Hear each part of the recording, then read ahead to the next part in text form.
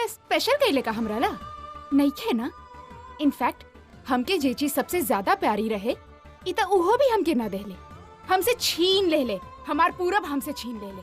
और तो और जब हम जबरदस्ती उसे शादी करे के सपना बनावे वाला रहनी तब ई बीच में आके हमार शादी रोकवा देले। सबके सामने हमके थप्पड़ मार ले, हमसे अपन रिश्ता तोड़ देले। आप सबके सामने हम चुप रहनी, हम अपना आप के हर वक्त शांत रखनी की ना आलिया अभी राइट टाइम ना, just calm down. I was just waiting for the right time और आज वो वक्त आ गई बा। तो आप हमके मत बोला कि हम याद ना करी कि हमार भाई बाड़ा। इहे भाई हमरे साथे बहुत बुरा कइले बाड़े और आज वो वक्त आ गइल बा जब हमरे पास पावर है और हम अपन बदला ले सकेनी।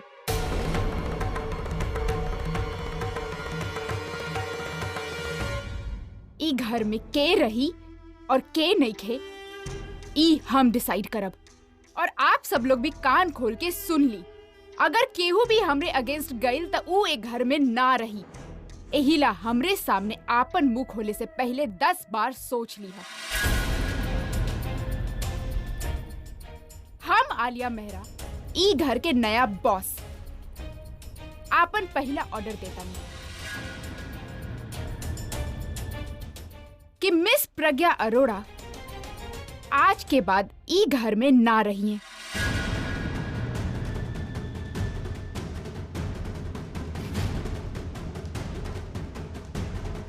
Yes, I'm talking to you.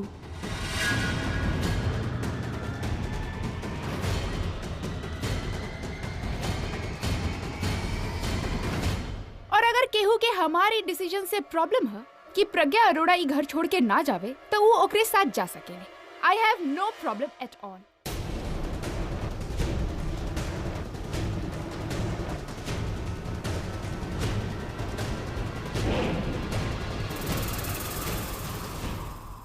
बहुत सब ऑर्डर दे ले रहलू ना हमके, इतना सब ऑर्डर तो ना देब, लेकिन हाँ उस सब पे हमार एक ही ऑर्डर भारी है। How about I give you 30 minutes. 30 minute में अपन सामान समेटा और यहाँ से निकल जा।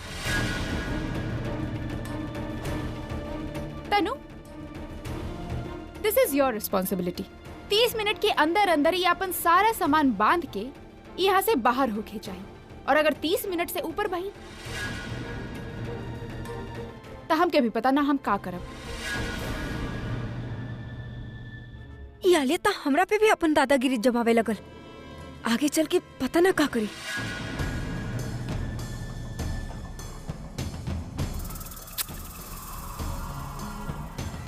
एके कहले धोबी के कुत्ता ना घर के ना घाट के, ना तू ससुराल के रहलू ना मायके के। यू नो व्हाट, मन तब बहुत बाकी तारा के धक्का मार के घर से बाहर निकाल दी, लेकिन कहा ना कि हमारे स्टैंडर्ड ई है और तहार ई। हम यहाँ बानी तू उहाँ बाड़ू, हम तहरे लेवल ना गिरे चाहत बानी। Congratulations, Miss Pragya Arora. Your game is finished. You can get out now. Get out.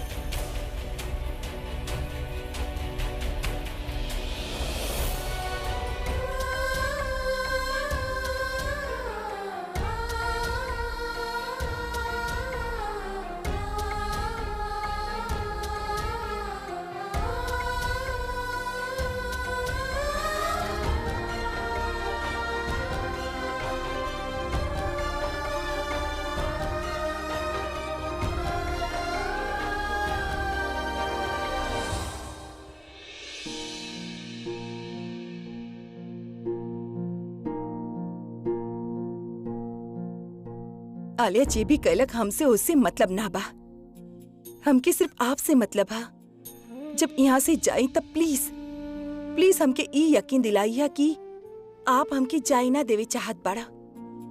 ई यकीन दिला दइया कि आपके दिल में अब भी हमरा ला जगह बा। इतना नफरत के बाद आपके प्यार की एगो झलक देख लेता तो हमके लगी कि हमके सब कुछ मिल गई।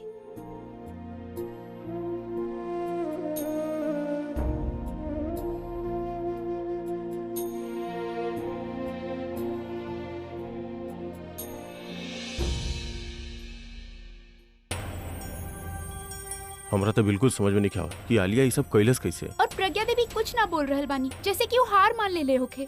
ऐसे आलिया प्रज्ञा भाभी के घर से बाहर निकाल दी, हमनी के कुछ करे के होखी। हमनी का कर सकेनी आकाश, अब सारा पावर तो आलिया के हाथ में है।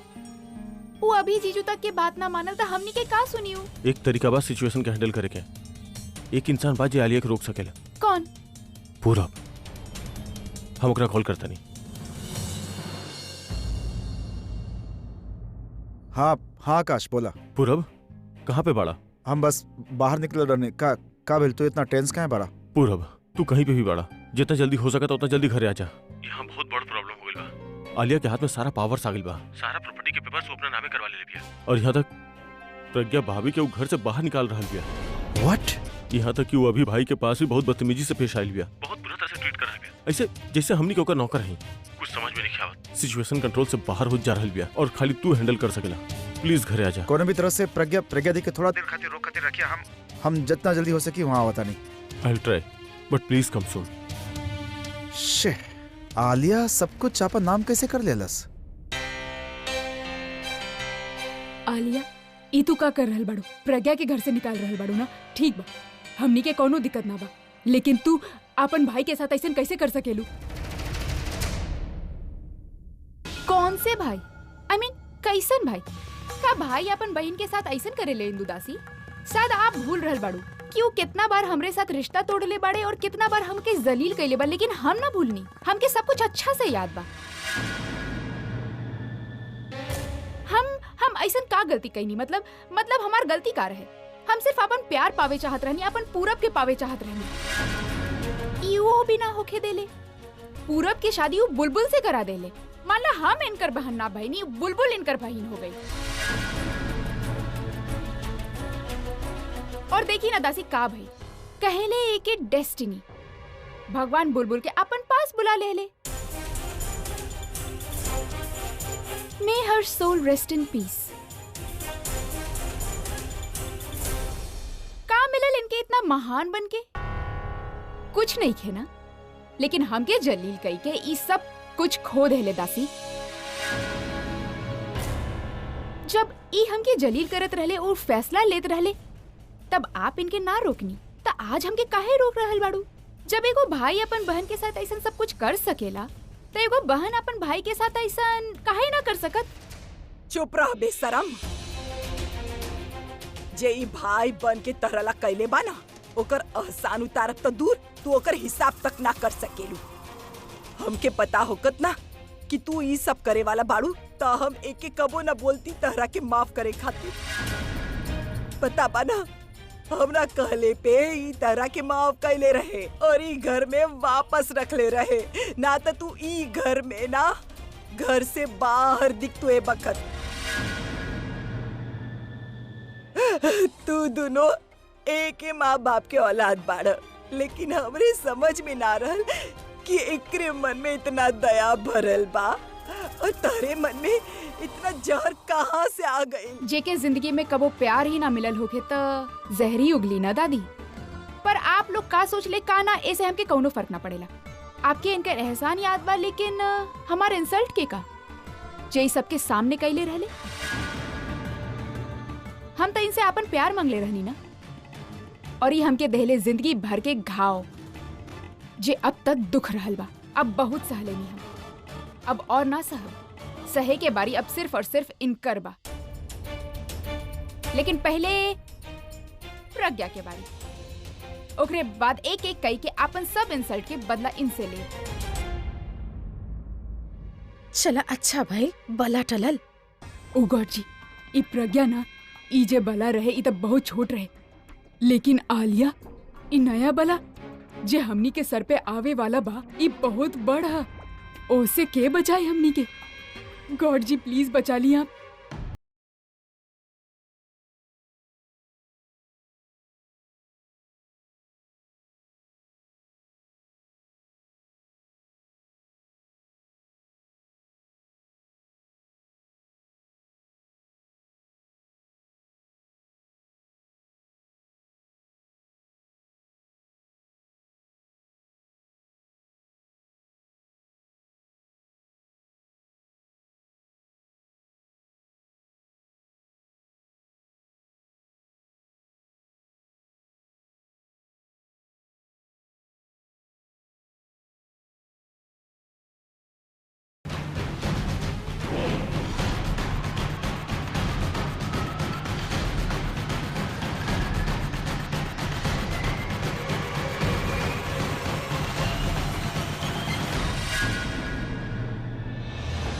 एक सेकेंड।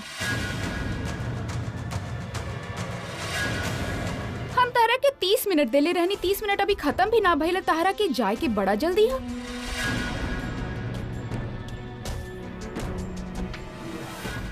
अभी तो ये काम बाकी है ना स्वीट हार्ट।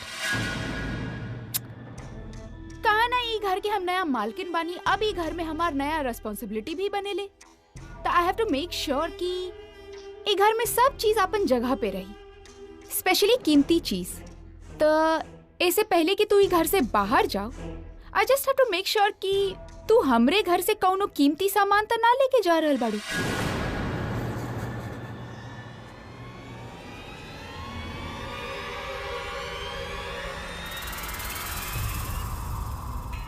एला हमके तारे बैग के तलाशी लेवे होगी, and I hope you don't mind, and even if you do I don't care.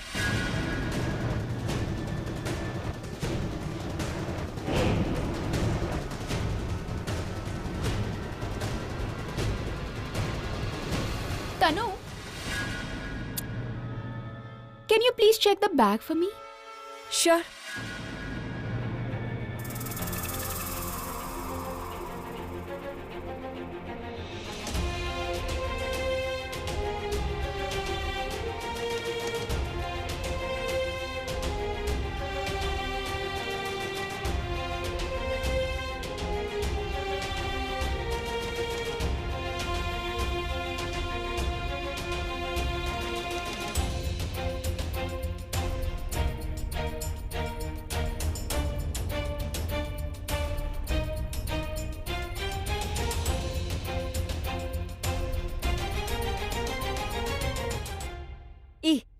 ई कहा?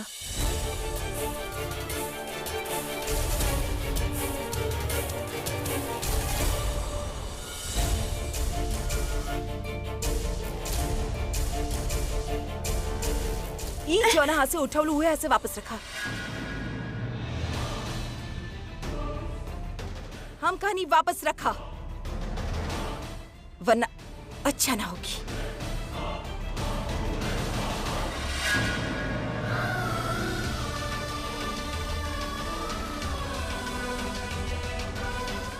तनु, फालतू की चीज पे अपन टाइम वेस्ट मत कर। देखा कि कौनो महंगी या कीमती चीज होके तबे ध्यान दे यार।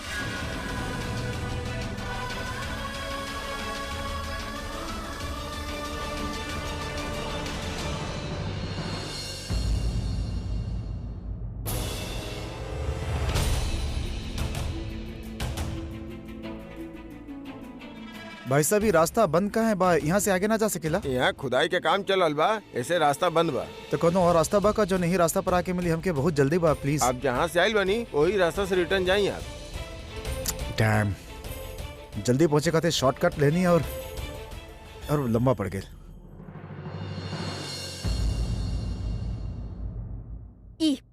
ई तहार बैग में का कर रहल बा?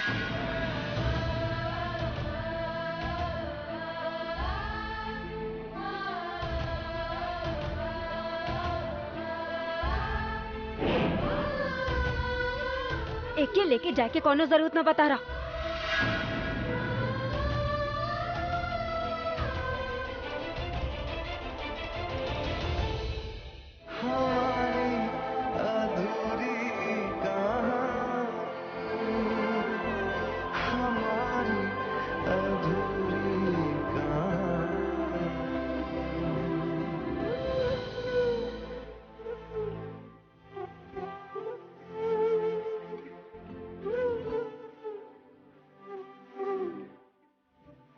ये हमार फोटो अपना साथे ले जात रही, बाकी काहे?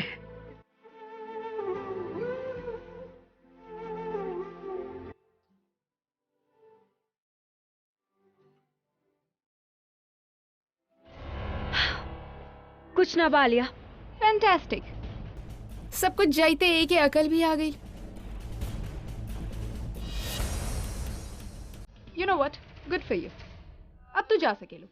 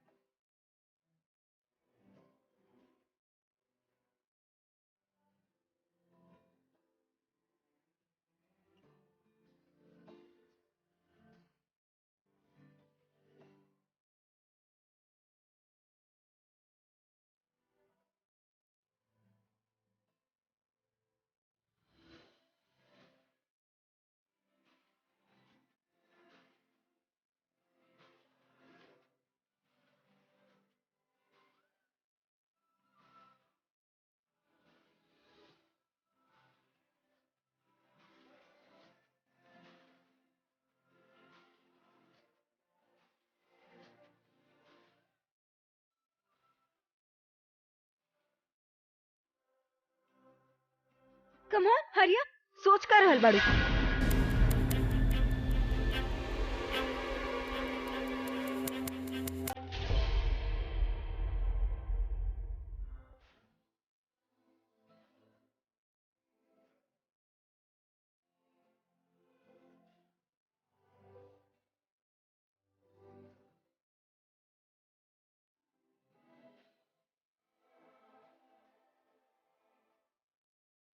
बस ये देखे के रहे हमके कि आपके दिल में हमरा ला अबो जगह बा। एक खुशी के साथ हम घर से तक कहा हम ई दुनिया से जाए खातिर तैयार बानी।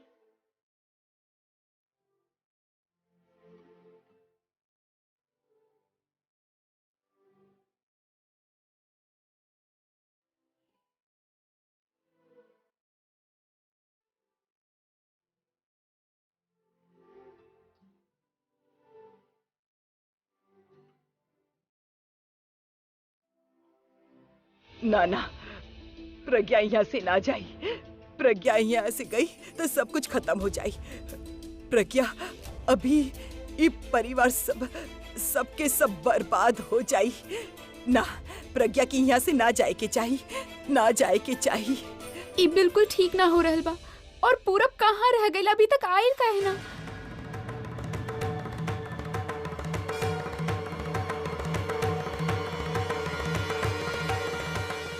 प्रज्ञा,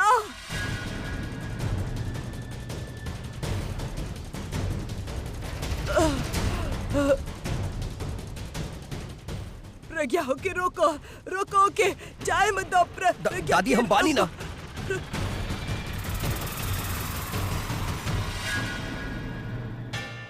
आलिया, आलिया तू सुन लो ना दादी का कहली।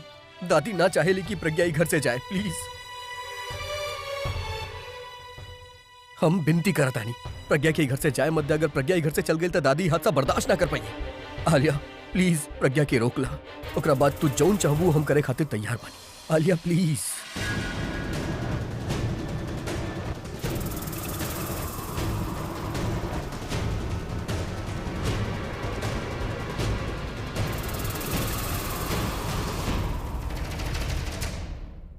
आलिया प्लीज मान जाना। ठीक बा, एक दिन के मोहलत दे रहल बानी एके। एक दिन के बाद एके ही घर से जाए के होगी।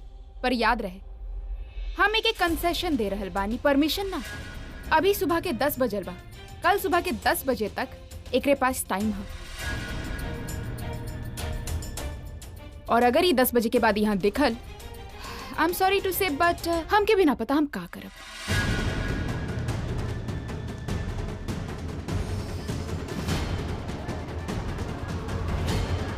तू एक के रोक ला, हमके बता रहे तू हमार बात कबो ना टाल सकत बेटा।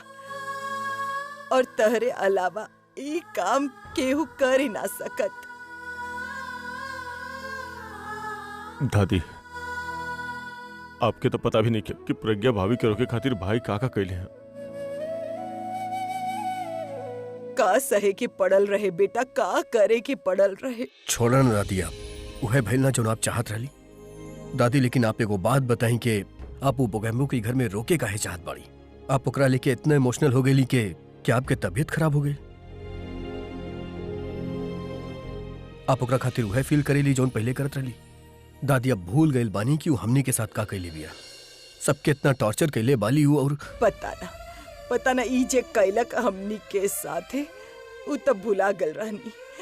एक के जात देख के हमके सामने पहले वाली प्रज्ञा आ गई। हमके लागल हमार पहले वाली प्रज्ञा हमके छोड़ के जा रहल बिया। हमार दिल बैठे लागल बेटा। अब आप ई सब के बारे में मत सोची, अब सो जाई। वैसे भी अब हमनी केहू से कोनो उम्मीद ना कर सकेली। जब आपन ही हमनी के धोखा दे रहल बाड़े तब बाहर वाले से काहू उम्मीद करी।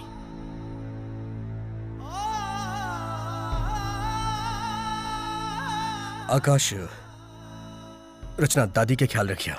जी भाई। हम बता नहीं। आप सो जाएं दादी।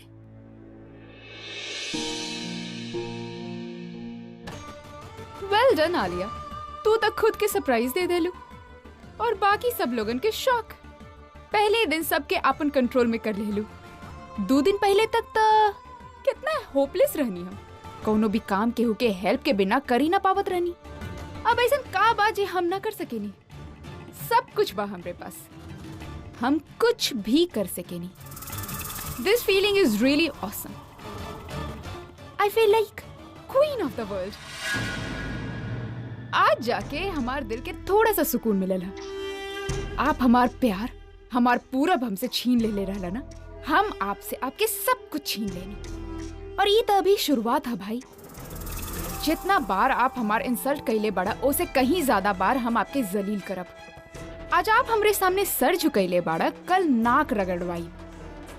कल प्रज्ञा के घर से जैते ही हमार सबसे पहला टारगेट आप होखिए। हर रोज हम हर बात के हिसाब ले।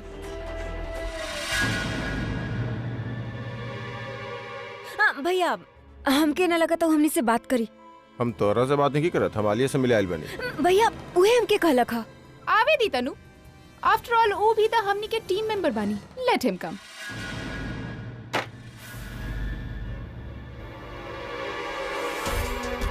तो तोरा याद बा कि हमनी के टीम मेंबर बानी जा।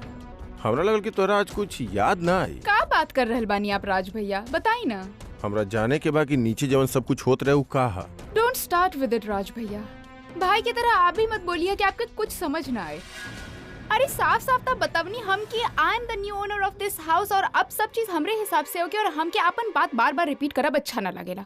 हम एगो बात रिपीट कइल चाहब जौन कि तू बहुत पहले हमरा से कहले रहलू। कौन सी बात? वो कहा ना कि तोरा याद बा तू कहले रहलू कि हमनी के एगो टीम बनी जा। हमनी के अभी से जौन पैसा चुराई जौन लूटब वो हमनी तीनों आपस में बराबर बांटब जा। अभी तू ये सब कुछ अपने नाम अकेले कैसे कर सकेलू? कौन से हिस्सा, कौन से टीम? आई मीन हिस्सा में तो तब बटी ना जब तीनों इक्वली मेहनत करे अपन टारगेट के अचीव करे खातिर। आप लोग कैले का ऐसन नहीं खे ना? सारा मेहनत तो हम कैनी। उ विजय के उ प्रज्ञा के मारे खातिर हम हायर कैनी। दोबारा वापस ओके मारेला हम ओके बोलवनी। सब कुछ प्लान हम कैनी। पर अब जब सब कुछ हमरे नाम हो गए तो आप कहत बानी कि हम ओके 3 हिस्सा में डिवाइड कर दी। Isn't that a little unfair राज भैया? पता रहे हमरा, पता बा हमरा कि तू ऐसा ही कुछ कहे वाला बड़ो। गलती हमार बा जे हम तोहरा पे भरोसा कैनी ना। हमरा सोचल चाहत रहे कि जौन इंसान अपन खुद के सगे भाई के धोखा दे सकेला वो हमरा काहे नहीं के दे सकत। उफ, कम ऑन राज भैया। अब आपके अगर प्रवचन ही सुनावे के बा या फिर अगर रोवे के बा तो एगो काम कर, आप जाके दादी के कमरा में रोवा। आई एम श्योर अभी भी ये लोग वहाँ पे जाके बैठ के रोवत ही होगी। हमारी रोवे धोवे देखे के मूड ना बस। तो अगर कुछ इम्पोर्टेंट है तो बोला, वरना just don't waste my time. ले ला मजा जितना लेवे के बा, कर ला जितना सेलिब्रेशन करे के बा। लेकिन एक बात याद रखिए आलिया, घड़ी के जौन सुई होखेला ना वो घूम करके अपन जगह पे वापस आवेला। तू अपन रूप तो दिखाई देले बाड़ू, अब पावर भी तोहरा हाथ में बा। लेकिन हमरा तोहर कमजोरी पता बा। कल के जब तू प्रॉब्लम में फंसबू तो अभी जौन तोहर कमजोरी बा वो हमार पावर बनी, तब बात कल जाए। अरे राज भैया अब तो बुरा ही मान गईला, हद कर देला। आई मीन हम तो मजाक करत रहनी। ऑफ कोर्स आई रिमेम्बर कि हम तीनों ही पूरा डील में पार्टनर बानी, तो हम आपके धोखा कैसे दे सकेनी? अब आप दोनों भी कमाल करेले। जब हम मजाक करत रहनी तब आप सीरियस रहला, और जब हम सीरियस बात कर रहल बानी तब वो सीरियस लग रहल बानी। मतलब sometimes I just don't understand both of you. अरे हम आप दोनों के धोखा कैसे दे सकेनी? आप दोनों तो हमार टीममेट बानी ना। एंड ई का बात लेके बैठ गए बानी आप लोग? It's time to celebrate. Let's celebrate and have good time. What's it?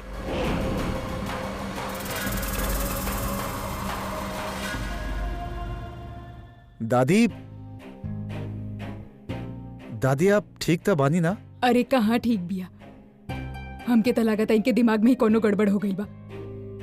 आप ये कैसन बात करल बानी? का बोलता नहीं गड़बड़? अरे पूरा वो आलिया प्रज्ञा के ना घर से निकालत रहे। अब आलिया प्रज्ञा के घर से निकाल रहल बिया। ई शहर से निकाली या देश से निकाल देवे, हमनी उसे का मतलब। अब बस ओके जात देख के ये अपन तबीयत बिगाड़ लेनी। अब इनकर तबीयत बिगड़ गई, अभी इतना परेशान हो गई। अरे इतना मिन्नत कई के वो आलिया से एक दिन प्रज्ञा की यहाँ रोके के इजाजत ले ले बा। हमके तो अभी जीजू के इतना टेंशन हो रहल बा जौने तरह से आलिया उनके साथ कैलक ह, ओकरे बाद उनके कैसन फील होगी। कहत तू ठीक बाड़ू, आज तक न प्रज्ञा कबो अभी से ई तरह से बात न कैलक, जबकि वो घर के मालकिन रहे। और तो और वो कबो अभी के दिल भी न दुखवलक जौनो तरह से आज आलिया ओकर दिल दुखवलक ह। सगी बहन होके वो अभी के साथ ही ई कैलक ह।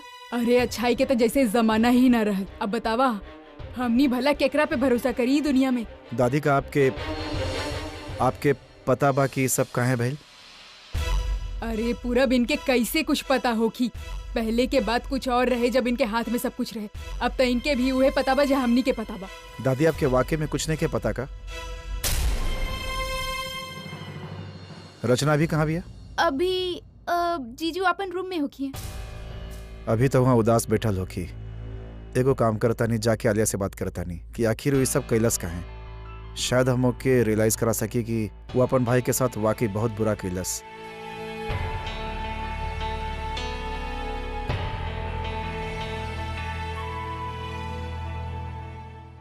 अचानक ही सब का हो गई भगवान। कल प्रज्ञा के घर से जाइब होखी, वो कैसी रही, कहाँ रही, ये सब का हो रहल बिया। और यहाँ अभी के का होखी।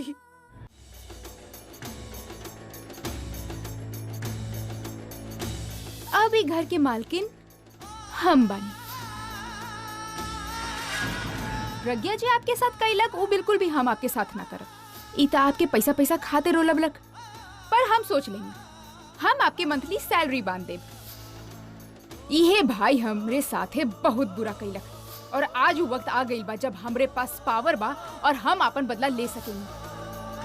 हम तो इनसे अपन प्यार मांगले रहनी ना, और हमके देहले जिंदगी भर के घाव जे अब तक दुख रहल बा।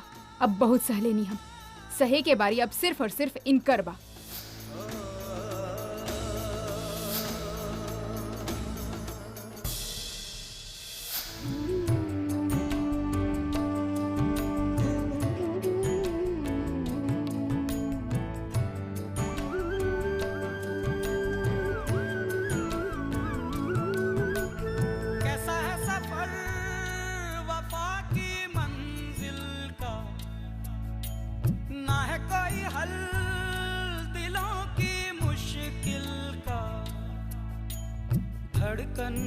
धड़कन बिखरी रंजिशें,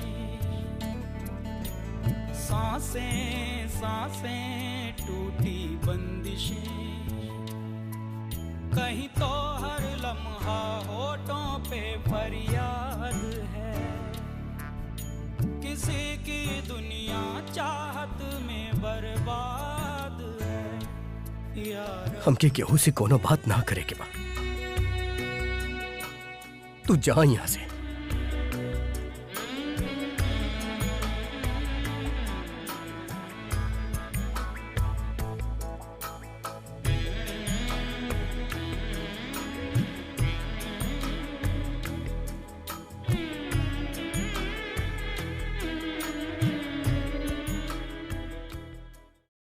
अले तू प्रज्ञा के तक घर से बाहर निकाल ही वाले बाड़ू, फिर ओकर बाद अभी से हमार शादी करवा दी है ना। अब हमरा से और वेट ना होकर।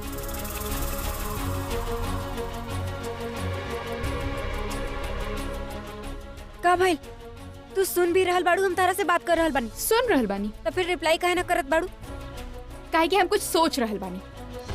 आपका सोच रहल बाड़ू? हम सोच रहल बानी कि इस सब के बीच हमनी तो सोचनी ही ना कि निखिल का करी।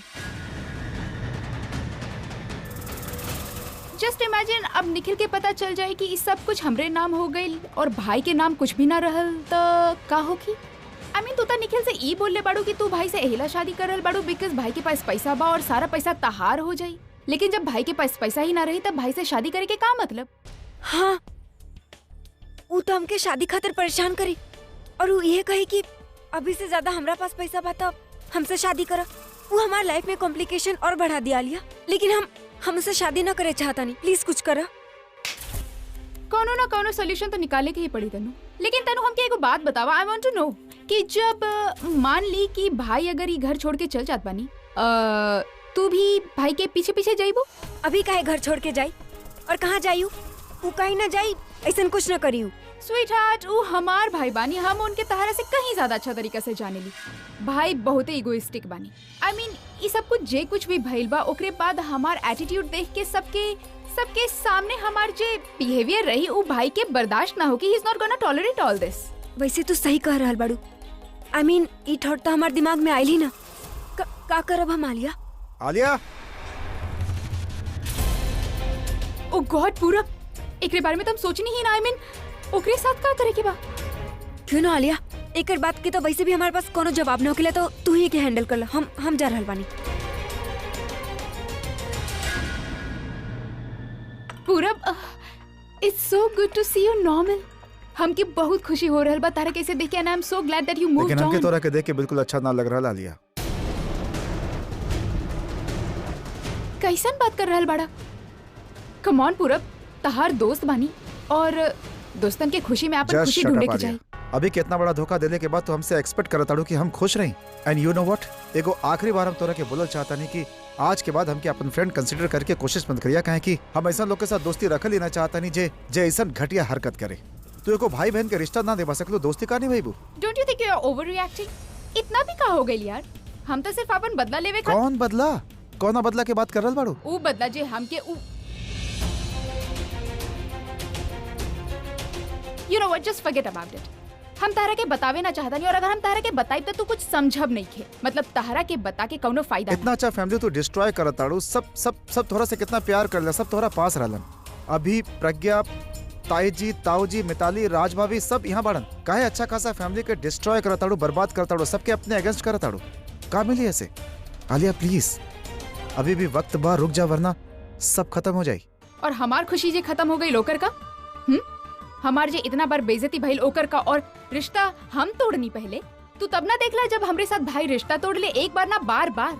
ओकर का दुश्मनी ऊ शुरू कैले रहले, खत्म हम कर रहल बानी। So what's wrong in that? I just fail to understand कि सब लोगन के हम बुरा काहे लगिले।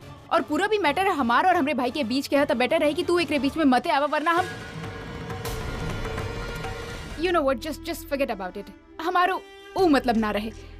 का बना पूरब, हम ही सब एहिला कर रहल बानी काहे कि हम भाई के रियलाइज करावे चाहत बानी, उनके सजा देवे चाहत बानी। उस सजा के साथ साथ जब उनके रियलाइज हो जाए कि सब कुछ, तब उनके सब कुछ वापस दे दे। तू हमके तोरा पर भरोसा करे खातिर कहता हुआ लिया, जे अपन भाई के साथ जे ओकरा खातिर सब कुछ रहे, ओकरा साथ ऐसा कर सकेले, ओके इतना बड़ा धोखा दे सकेले, हम पे कैसे ट्रस्ट करी? ट्रस्ट मी पूरब, सीरियसली हम सिर्फ ई पूरा सिचुएशन के वो पॉइंट तक लेके जा रहल बानी ताकि भाई रियलाइज कर लेवे कि कितना गलती कैले गलती बानी। ऊ ना तू कैले बाड़ू आलिया, तू इतना गलती कैलू, बाकी अभी हर बार तोरा के माफ कर देलस। और तू का कैलू? तू ओके फॉर ग्रांटेड ले लू आलिया। हम जानत ताड़ी हम जौन कुछ बोलत ताड़ी ओकर कोनो फायदा नहीं के, काहे कि तोरा दिमाग में कुछ ना आए वाला बा, कुछ ना समझे वाला बाड़ू।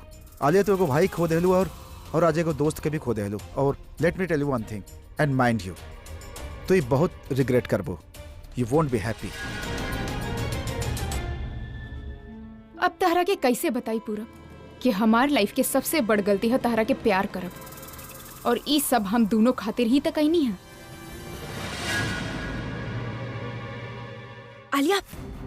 आलिया अब का करबू तू? आई मीन इतना जल्दी में तू पूरब के बारे में तो सोचल भूल ही गईलू। अब ऐसा ना हो कि उ तहार बारे में सोचल भूल जाए। आई मीन तहार ऐसा रूप देख के तू जितना ओकर करीब जाए के सोचत रहा, ऐसा ना हो कि उ तहार पासे ना आवे। जस्ट शट अप तनु। पूरब सिर्फ और सिर्फ हमार है, उ हमार प्यार है, ओके हम हासिल करके रहब। आई रियली डोंट केयर कि उ का चाहत बा, हम ओके हासिल कई के रहब। और पूरब के कैसे पावे के बा और ओके हम कैसे पाइब, you just wait and watch. He'll be mine very soon.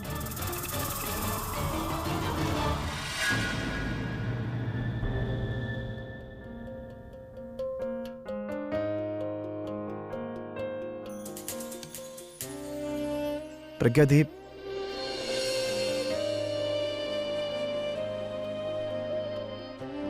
प्रज्ञादी ये सब कैसे हो गए अचानक? वो सब हम तरह के बाद में बताई पूरब। पहले इनके बारे में सोची हो कि इतना बड़ा धोखा बर्दाश्त ना कर पाई है। इतना देर से कमरा में अकेला बैठल बानी, हमके डर लग रहा हलबिया की। अभी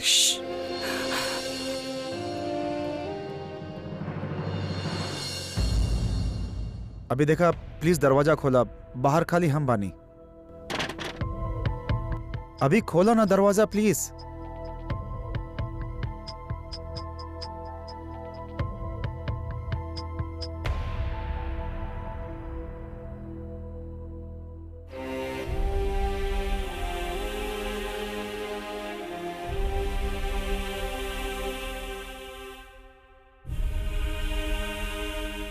कैसन भाड़े तू ठीक तो बाड़े ना? और सरला आंटी वो कैसन बाड़ी? देख, जब तोरा वक्त मिले तो तू उनकरा से मिल लिहल कर। बहुत अकेल हुई है वो, एक ही बेटी रहा लौरा, वो भी। उनके घर के पूरा माहौल बदल गई होगी ना। वैसे तो माहौल यहाँ के भी बदल गई बा। पहले जैसन कुछो न रहा लिया जा, न पहले जैसे लोग हंसे ले, न पहले जैसे बात करे ले। सब लोग बदल गए बाड़े यार, या फिर सब लोग वैसे ही रहलन, बस हमरा सामने ही सब लोग नकाब पहन ले रहले। पता बा पूरब, सारा रिश्ता टूट गई यार। लेकिन कबो कबो ऐसा लागेला के शायद वो रिश्ता कबो बनल ही ना रहे। बस अपनन में तो दादी और तू ही बचल बाड़े। और हाँ, देख, हम सोच लेले बानी के अब तोहरा हमरा खातिर काम करे के जरूरत नहीं के। सीरियसली यार, काहे के फायदा का बा? अगर हम भी काम करी तो केकरा खातिर? बदले में तो धोखा ही मिले के बना। अब तो हमार नाम भी हमार नहीं खे, और काम भी करी तो केकरा खातिर करी? ना हमार फैमिली हमरा खातिर, ना हमार पैसा हमरा खातिर। तू बुरा मत मनिए, लेकिन आज के बाद ऐजा मत आइए यार। देख, हमके गलत मत समझिए। जब मिले के होगी तब हम आ जाए तोहरा से मिले। लेकिन तू समझा ताड़े ना कि घर के माहौल कैसन बा। घर में आईबा तो केहू उल्टा सीधा बोली तो हम बर्दाश्त ना कर पाए फालतू में। तू समझत बाड़ा ना हम का बोले की कोशिश करतानी? पहले ना समझत रही, पर अब समझेला कि मर्द के औरत से ज्यादा स्ट्रांग काहे कहले। औरत अपन दुख, अपन आंसू छिपा लेवेली या रो देवेली। मर्द ना कर पावेला ना। जितना भी दर्द होके, जितना भी दुख होके ओके अंदर दबा के रखे के पड़ेला, छिपा के रखे के पड़ेला। चेहरा पर एगो शिकन तक ना आवे देवेला। बट पता बतौरा के जितना ज्यादा धोखा खाला ना, उतना ज्यादा स्ट्रांग भी होखेला। I guess you are right यार। हमके हमेशा लागत रहे कि औरत लोग सबसे स्ट्रांग बाड़ी, सब कुछ बर्दाश्त कर लेवेली। लेकिन उनके पास एगो जरिया बा सब कुछ बाहर निकाले के। हमनी के आदत बना, हमनी दुख से ही दोस्ती कर लेवेली। एनीवेज, हम ड्रिंक लेके आवता नहीं अभी। ओकर सहारा मतला। तू कितना स्ट्रांग आदमी बड़ा, और ये चीज कुछ ना करी बट तोरा के और वीक बनाई। हमके देखा ना, हम तो अपन सब कुछ खो देनी, अपन प्यार, अपन बुलबुल के खो देनी। कहा बा हमरे पास तो हर वजह बा कि हम एक मुंह लगाई और एक सहारा ली। पर हम एक सहारा ना लेवल चाहिला। अपन दुख से खुद लड़ल चाहता नहीं, ओके ओवरकम करल चाहता नहीं। पर तोरा के भी ये करे के पड़ी। खुद अपन दुख से लड़ा, ओके ओवरकम करा, और देखिए सब ठीक हो जाए।